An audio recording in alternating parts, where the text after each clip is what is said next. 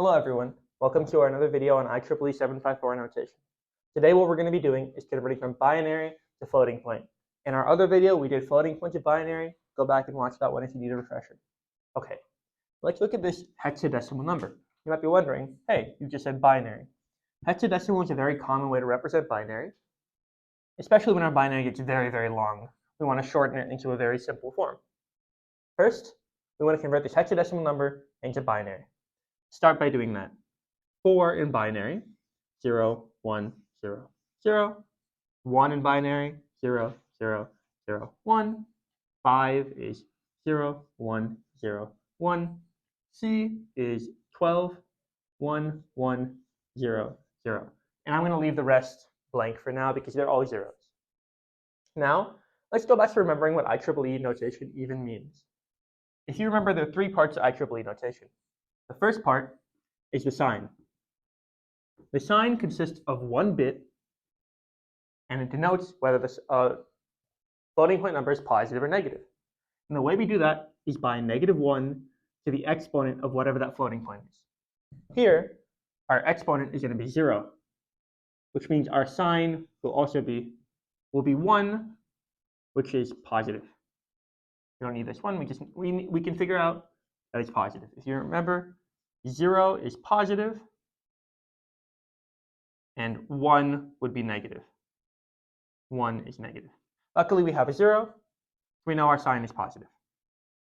Now, what's the second part? The exponent. Exponent is the next 8 bits. Now we can finish off the sign. We can take over the next 8 bits. First step is to convert this exponent into decimal. This is 128. These are all zeros. We don't need to worry about them at all. And this final one is 2, which means our total decimal for our exponent is 130. But remember, exponents always have an offset in IEEE 754. So we subtract by 127. This is our offset. So we get 3, which means that here our exponent is going to be 2 to the power 3. Now, our final bits are all the mantissa.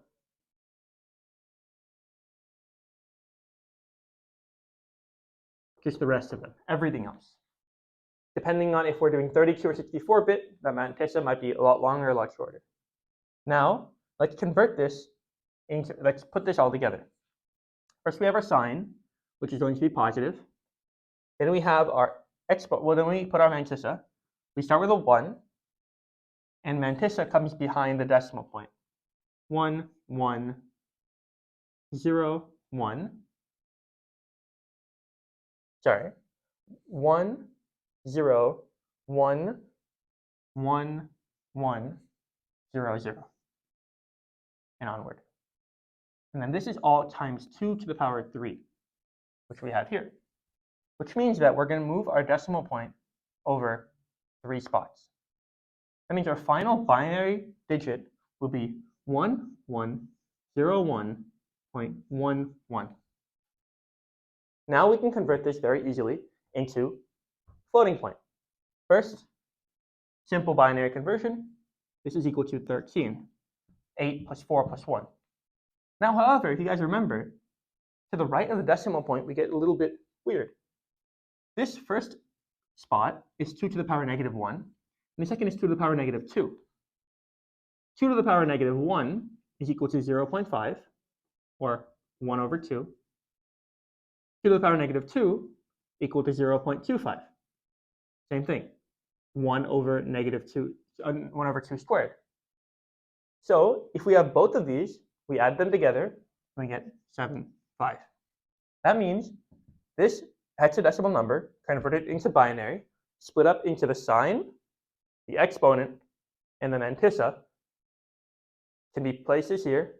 Then it can be normalized from scientific notation into this, which can be converted into a floating point number, giving us positive 13.75 as our final answer. Thank you.